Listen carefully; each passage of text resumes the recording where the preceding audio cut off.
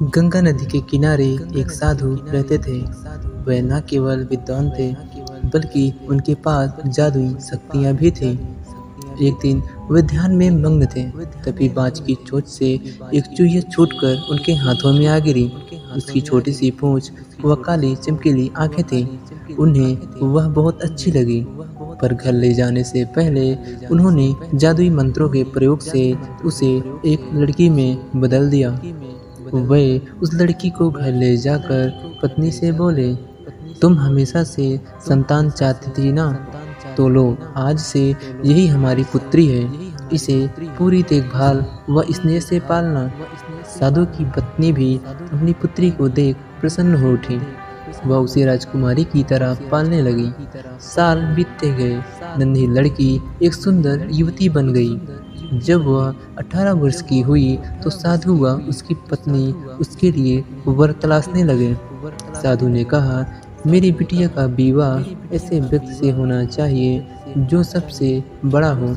मेरे हिसाब से सूर्य ठीक रहेगा। पत्नी ने भी हामी भरी।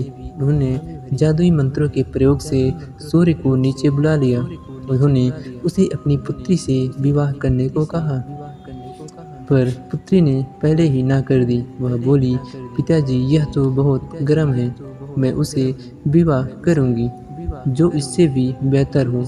साधु निराश हो गए।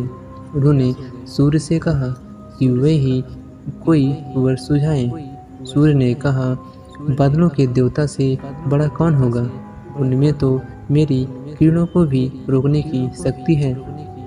साधु ने बादलों को नीचे बुलाया।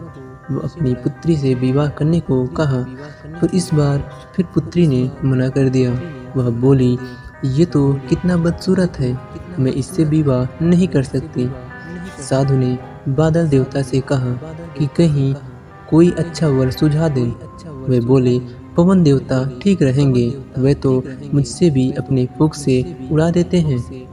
साधु ने पवन देवता को बुलाकर अपनी पुत्री से विवाह करने को कहा।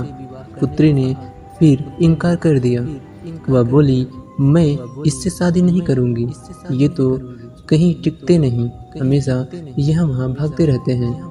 साधु ने पवन देव से पूछा, क्या मेरी पुत्री के लिए ऐसा वर हो सकता है जो आपसे भी बेहतर हो?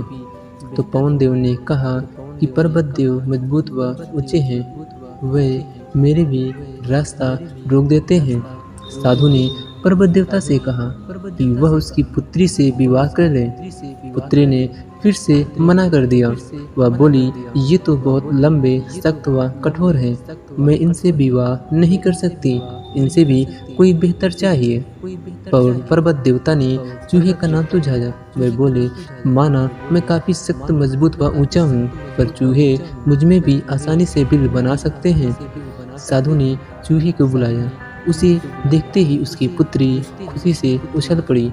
हाँ पिताजी, यही तो है वह, मैं जिसे शादी करना चाहती थी। साधु ने सोचा, इसे ही किस्मत कहते हैं। यह एक चूहिया थी और एक चूहे से विवाह करना ही इसके भाग्य में लिखा था। उन्होंने जादुई मंत्रों के प्रभाव से पुत्री को फिर से चूहिया बना दिया। चूहा व चूहिया विवाह करके खुशी खुशी रहने लगे। तो साथियों, इससे हमें क्या सीख मिलती है? कोई भी अपने मूल स्वभाव को नहीं बदल सकता है,